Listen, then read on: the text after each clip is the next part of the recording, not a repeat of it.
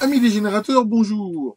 Il y a quelque temps, je vous ai présenté le petit générateur JDF 6600 et un internaute m'a posé la question de savoir s'il était capable de générer une sorte de vobulation, enfin une sorte de rampe en faisant varier le duty cycle. Et je lui ai répondu que de base, non, il n'offrait pas cette fonction. Et d'ailleurs, je connais relativement peu de générateurs qui sont capables de faire ça, enfin je veux dire comme ça. Et ce générateur, il a quelque chose qui est très intéressant, c'est qu'il est aussi pilotable par PC. Alors il est pilotable avec un logiciel qui est fourni avec, mais qui en gros, je veux dire, permet de le piloter et de télécharger les formes d'ondes, mais donc ne permet pas non plus de faire ça.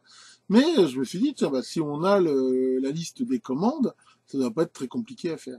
Alors j'ai regardé dans la doc qui est fournie avec et il n'y a pas la liste, ce qu'on appelle le protocole de communication qu'il y a avec.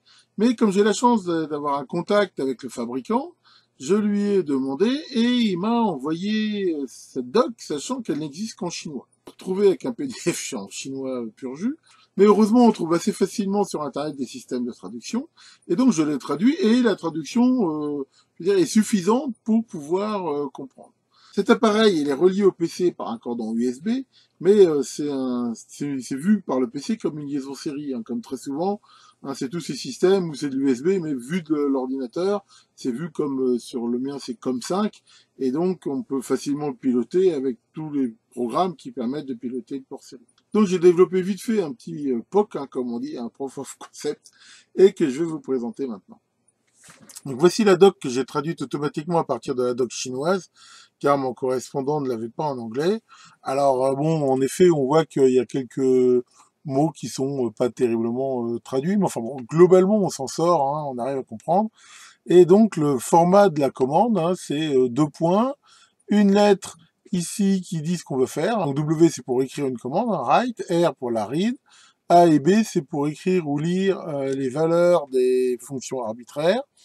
0 à 99 ici, en fait, c'est le numéro de la commande qui définit qu'est-ce qu'on veut lire ou écrire.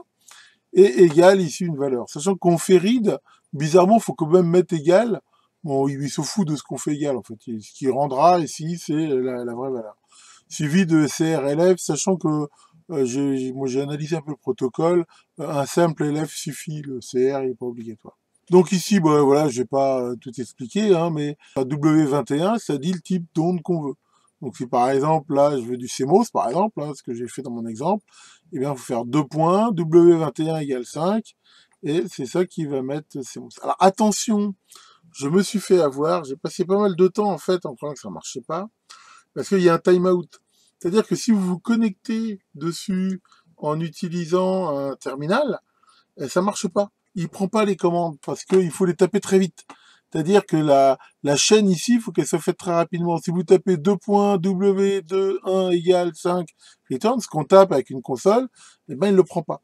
Et donc il faut que les commandes soient très rapides. Alors au début, j'ai galéré un peu avec ça parce que il y en a qui marchent quand même, les reads marchent, mais il n'y a pas les écritures. Enfin c'est un peu space. Donc en gros, faut pas essayer de dialoguer avec via un terminal, ça marche pas. Hein. Donc voilà, bah après on peut choisir la fréquence. Enfin, bon, on trouve ici tous les codes. Bon, je vais pas détailler la doc, mais globalement on s'en sort assez bien une fois qu'on a vu ça. C'est assez facile de l'utiliser. Pour tenter ça, j'écris un petit programme en PowerShell. Bon, on peut le faire en n'importe quoi le programme. Hein. J'ai fait ça en PowerShell parce que je trouve que c'est ce qui est le plus pratique pour faire des petits programmes vite fait sur le gaz maintenant sur un PC.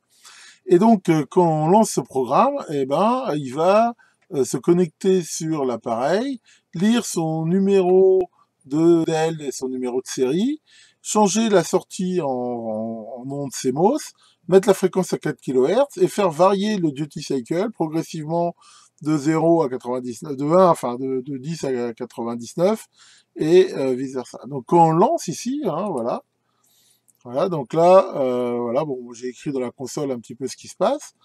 Donc, voilà, voilà, c'est terminé. Donc là, on voit que j'ai lu le modèle, hein, c'est un 60 mégas, donc ici, il rend 60. Ça, c'est le numéro de série de l'appareil. Là, j'ai changé, donc, il indique ce qu'il fait, et voilà, il a fait la rampe up et down. Voilà, alors regardons ce que ça donne sur l'appareil.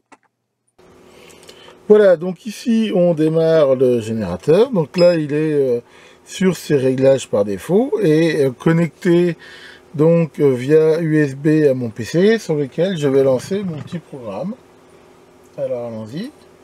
Toc, alors on voit qu'il est passé en sortie CMOS. Et voilà, on voit que le duty cycle change ici périodiquement. Donc très rapidement, hein, le programme, c'est vraiment quelque chose de très simple. Hein, voilà, j'efface l'écran, j'écris les conneries sur la console. Ici, donc là, ça permet d'ouvrir le port série. Hein, donc c'est ici, chez moi, il s'est mis en COM5. Il faut bien mettre la vitesse, hein, c'est 115 200. Pas de parité, 8 bits et 1 bit de stop. Donc ici, j'ouvre le port.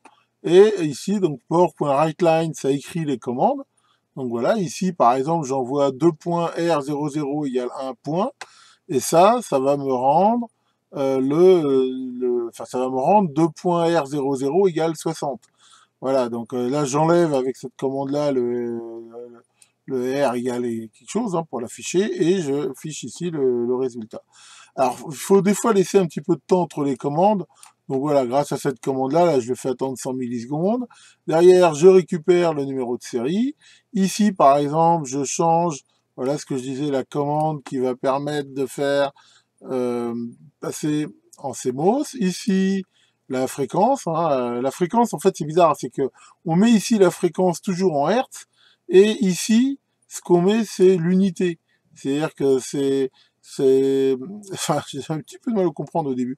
C'est-à-dire que si ici je mets 0, ça sera toujours 4 kHz, mais ça affichera en Hertz. Si ici je mets 1, ça affiche en kHz sur l'écran. Voilà, et ici, voilà, c'est ici que je fais ma boucle. Voilà, ici qui permet de changer. Alors, ici, donc ça fait monter et descendre du cycle, et à la fin, je ferme le port. Bon, c'est vraiment un code super simple, il n'y a pas de gestion d'erreur, enfin, c'est à la limite, je dirais, quelque chose que j'ai fait vraiment pour faire une démo. Si on veut le piloter complètement, il faut mieux utiliser le programme qui est donné avec. Mais si on veut se faire comme ça des petites séquences de tests ou des petits trucs un peu particuliers qu'il ne sait pas faire, eh ben, c'est une façon de le faire.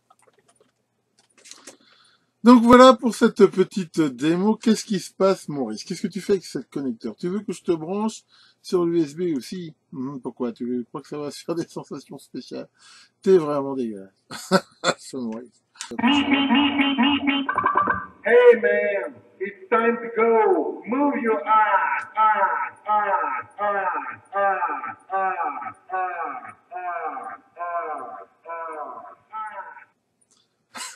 Tiens, ben ça, je vais pas le couper. C'est quoi ce son-là? Eh ben, c'est le son que je dis mon ordinateur quand il est tard et qu'il est temps que j'aille me coucher. Je mettrai en commentaire de la vidéo un lien vers un fichier zip qui contient à la fois la doc en anglais, donc traduite de la doc chinoise, et le petit programme que je vous ai présenté. Comme ça, si certains d'entre vous veulent s'en inspirer pour jouer avec et le bidouiller, vous pourrez le faire très facilement. Eh ben, il me reste plus qu'à aller me coucher et à vous dire à bientôt pour de nouvelles vidéos.